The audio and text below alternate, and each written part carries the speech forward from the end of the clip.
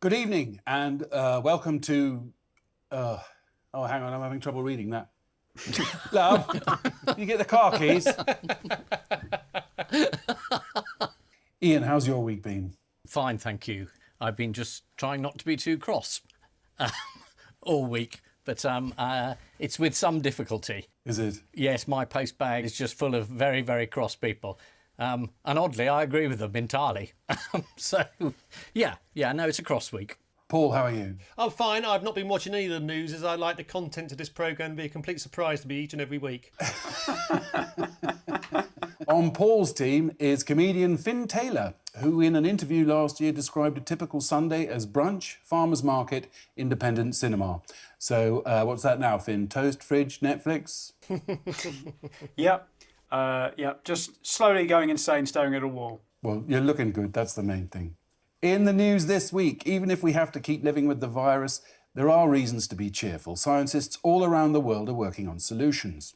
Ya me llegaron las mascarillas N98.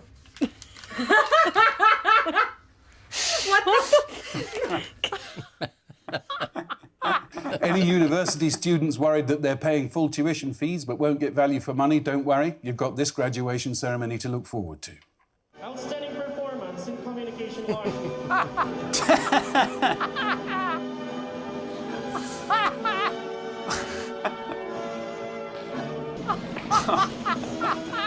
And right, let's get on with the show. We start with the biggest stories of the week. Ian and Janet, take a look at this.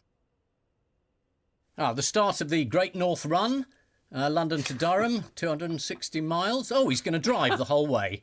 Well, never mind, he never did like the rules much. There we go, there's the Prime Minister explaining that black is white, and the other Prime Minister explaining that white's black. White, obviously black.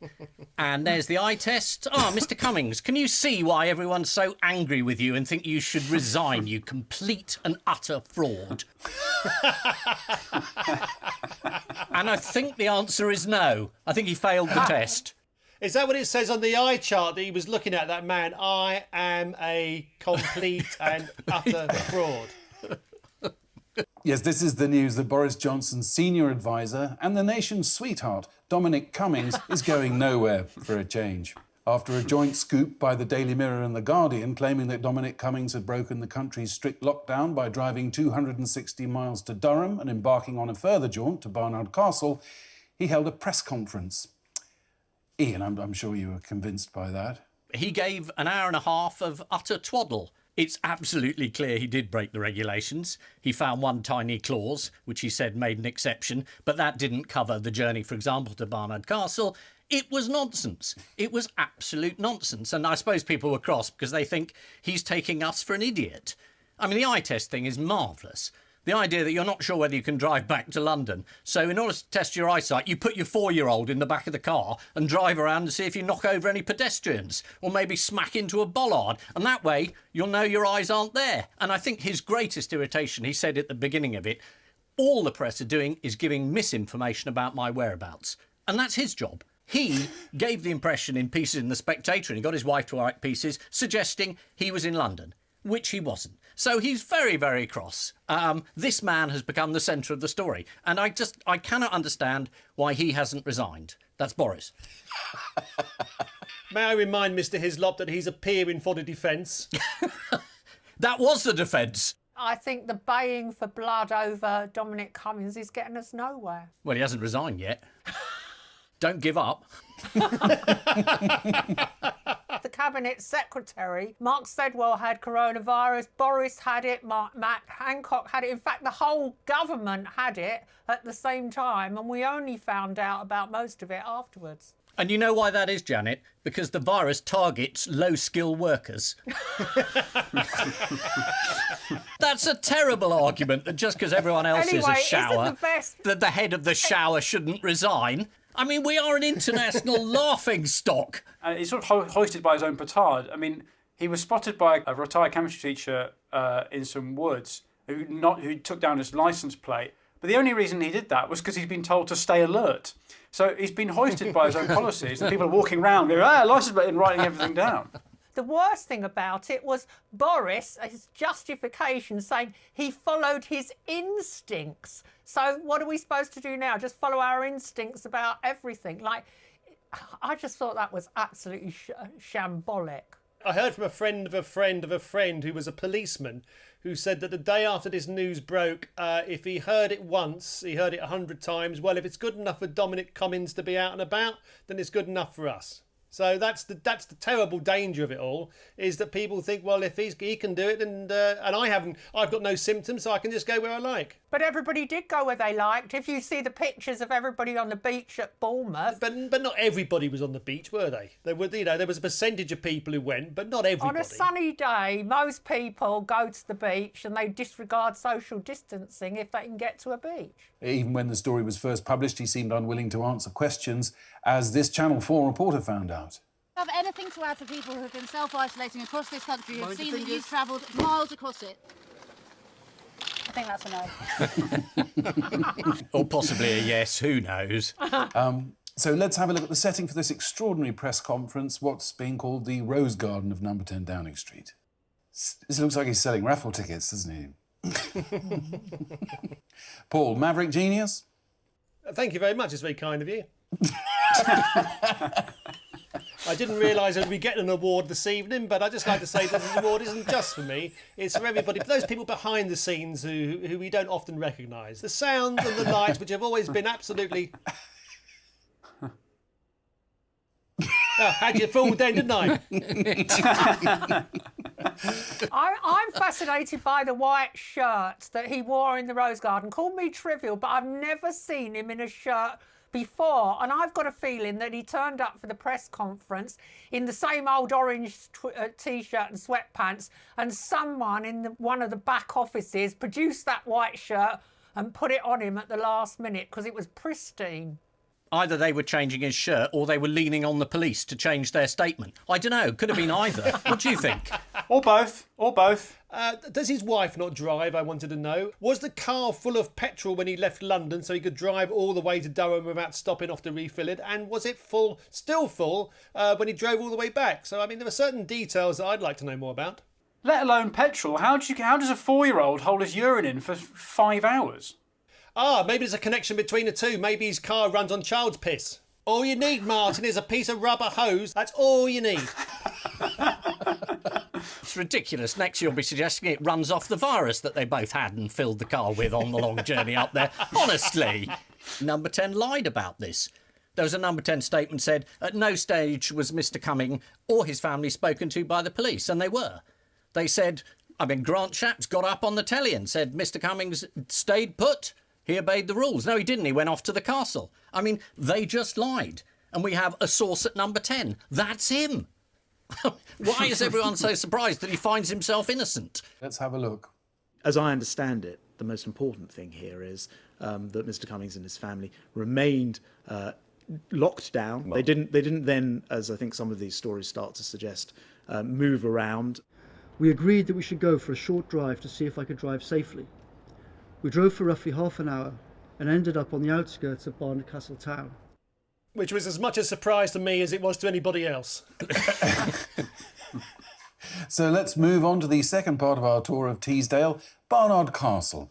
Have you done any rambling around there, Janet? Is that a nice place? I certainly have. I'm not quite sure why they chose Barnard Castle. There are a lot of places nearer to Durham that you could have gone to test your eyesight. They could have gone to Leyburn, another very beautiful market town, but no, they drove quite a long way to Barnard Castle. Or, seeing as they were staying in a house separate to their parents, they could have just got their parents to hold something up in the window and seeing if they could read it across this vast distance on this organic farm that apparently produces weapons-grade bellends or whatever the...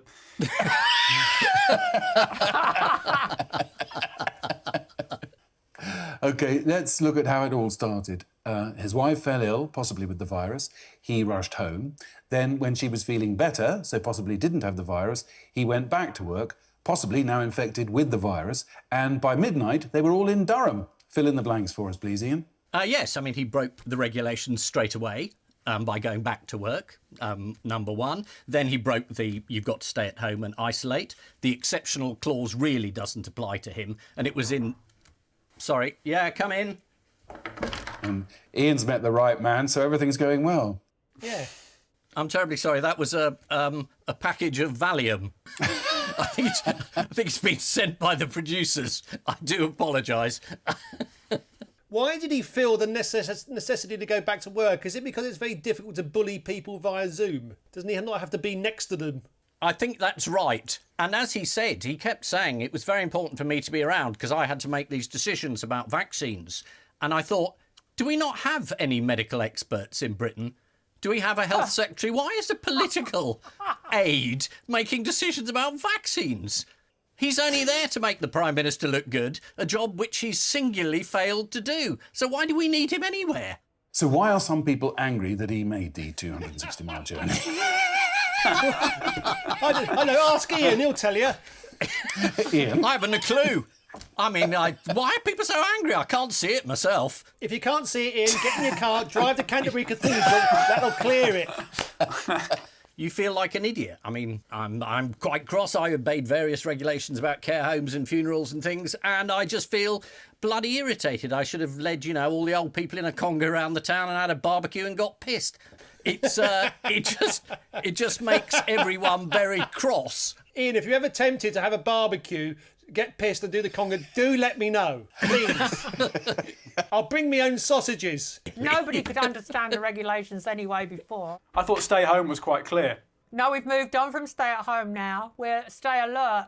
But I thought his explanation was about as logical as Boris's non-explanation for why he visited the pole dancing woman when he was Mayor of London. Boris Johnson needed to go to her apartment with its pole dancing pole for business meetings always at lunchtime. Are you suggesting that the pole dance was helping Boris with his eyesight? Yeah, probably.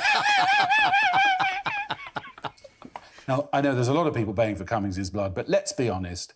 Who hasn't decided to test their eyesight? Well, you should test yours, Martin, the way you're reading this auto cue. Shut your face. Quick, run out and find yourself a 4-year-old, put him in the back of the car and go for a test drive. Before it's too late. Michael Gove was asked to defend this novel approach to optical healthcare by Nick Ferrari on LBC.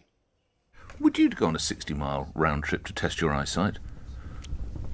I have, on occasions in the past, driven with my wife in order to make sure that... what's the right way of putting it? I'm staggered. I don't know how you're going to get out of this one, but it's going to be fun. No. I think people who know me would know that I'm not an authority on driving. Well, can I just ask a question here? What does LBC stand for? Is it, look, bullshit's coming? He said he's not an authority on driving, but he's been across all the media clearing Cummings completely, saying he didn't disobey any of the rules. It's absolutely clear. So he clearly is an authority on absolutely everything. He's one of those experts we used to hate. On Wednesday, the Daily Star front page offered some helpful advice to its readers. Cops, don't drive if you're blind. Ian, what exactly happened during this essential yet scenic excursion to Barnard Castle? They drove around, then he seemed to think that his eyes were okay. His son needed to go to the toilet. I know, it's just so ridiculous. They got out, the son went to the toilet. Oh, they played for a bit. So it wasn't quite a toilet stop, it was more of a play stop. Then they got in the car again and said, right, my eyes are fine, we'll go back to London tomorrow. Not now, obviously, because that would make sense, but it might not fit the narrative, which has been constructed backwards from the known facts to fit them. Well, what he didn't say was that the son had actually been peeing into the car tank to fill it up so that they could get back to London. Yeah, absolutely. Come on, son, drink up the Lucozade. We've got another 200 miles to go. Janet, if I was to say to you, that's Barney Castle, what would I be saying? That's Barney Castle. Got no idea. It's an old saying about how it's a load of old tosh, isn't it? It's an old English term for poor excuse. Yes, it is, yes. Oh, that's brilliant. It is, isn't it? I never heard that. It's from the Book of English Proverbs and Proverbial Phrases of 1929. Barnard Castle was used as a slang response to someone making a ridiculous excuse for their actions. I know you couldn't make it up, could you? Yeah. Dominic Cummings accused journalists of inaccurate reporting. Which article about Dominic Cummings has proved particularly confusing? What was it, the one that Ian was referring to that was in the Spectator? Is that the one? Yes, the one that Mary Wakefield wrote for The Spectator. Published on April the 24th, she wrote about her experiences of suffering from coronavirus. That evening, as I lay on the sofa, a happy thought occurred to me. If this is the virus, then my husband, who works 16-hour days as a rule, would have to come home. My husband did rush home to look after me, but 24 hours later he said, "I feel weird," and collapsed. Well, yes, he just inexplicably found himself in Durham. After the uncertainty of the bug itself, we emerged from quarantine into the almost comical uncertainty of London lockdown. Drove 260 miles back. It's pretty much the same thing in the Cummings household. I like the idea that he worked 16 hours as a rule. Then did he break the rule and work 2, and then 3, and then maybe 5, and then 100? Instinct. And who isn't happy about all the flack that Mr. Cummings has been having? Well, Janet's not. Janet's livid. The leader of the House, Jacob Rees-Mogg, is disgusted that a special advisor is being persecuted. But then Jacob Rees-Mogg never seems to have very much time for people who obey instructions to stay at home. That the more one's read over the weekend about the report and about the chances of people surviving, if you just ignore what you're told and leave, you are so much safer. I've also just worked out what LBC stands for in that, but I can't give you the last word. But it says, "Look, be spectacled." Well, this is the story that Dominic Cummings broke lockdown to test his eyesight by driving a car. An excuse that even those 2 Russian spies in Salisbury thought was a bit implausible. Cummings had the virus for about 10 days. It was a scary experience. I never want to go through anything like that again, said COVID-19. As Cummings started making his statement, there was a background noise that sounded like someone was trying to put him off with a trumpet, but it turned out it was just Robert Peston asking a question. Paul and Finn, over the past week, the government have been trying to distract us from Dominic Cummings gate, so you've got a slightly different question. As I ask, it goes from Scotch Corner to the Lake District. Can you name that road? It is the A66. Is that where you get your kicks? While all the Dom's doings was at its height, Grant Shapps wanted everyone to get excited about the duelling on the A66. How much interest in the A66 did Grant Shapps manage to generate? Well, less than mine, I would imagine. Not much at all from Sky News' Sophie Ridge. Grant Shapps was facing a lot of questions from her about Cummings and moaned. I had hoped to talk about the A66 dual carriageway and things I'm expert in. To which Sophie Ridge replied, I'm sure it's very disappointing not to be able to talk about the A66 as much as you'd like. Here's another one for you. Involved in a recent hoo-ha, it goes from Ross-on-Wye in Herefordshire to Bamber Bridge in Lancashire. Name that road. A54. Is it the A9780? It goes to Priti Patel's house. No, it's not, but I'm sorry if you feel that's the road. Do you know, I didn't think that the morale of the country could sink much lower, but given them that this is going to be putting out on television, I think we're doing everybody a great disservice. Roads? The fact that people are seriously trying to answer the question as well is even more depressing. I think it's very refreshing for the public to see a couple of people honestly trying to answer a question. I think that's new. I'd put it out.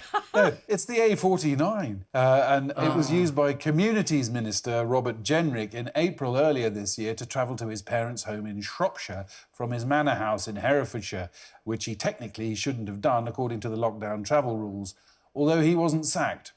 Finally, on Name That Road, this goes from Clapham in South London to a love nest in central London. Name that road. A3. Nice! Finn! Finn's on fire. It is the A3, of course. I would have accepted the 3036, which is another route that Professor Neil Ferguson's lover could have taken from her house in Clapham to tryst with him at his home in central London. You won't be surprised to learn that there's a website for fans of the A3 to chat shit to each other about. There's a list of 13 things you only know if you drive on the A3. Here's a question for you. What, according to 13 Things, is the question on everyone's lips? Why are we being subjected to this on television? What have we done wrong? Why does it get narrower when you drive through Guildford? Mine doesn't. Time now for the odd one out round. Hey! This is a buzzer round, so do you all have your buzzers to hand, Paul? I've decided to go back to basics and have him. Finn, are you having a crisis there, or is that your buzzer? No, it's a nose flute. I'm trying to work out which way up it goes. Hang on. That way up. Whoa, that's nice. I've got Jeremy the coconut. And how does he buzz? Silently. That's fantastic. I've got a bell. Oh, yes, let's have a look at Ian's buzzer. Nice. Your four are Pierce Brosnan, the Queen, Theresa May, and Dominic Cummings.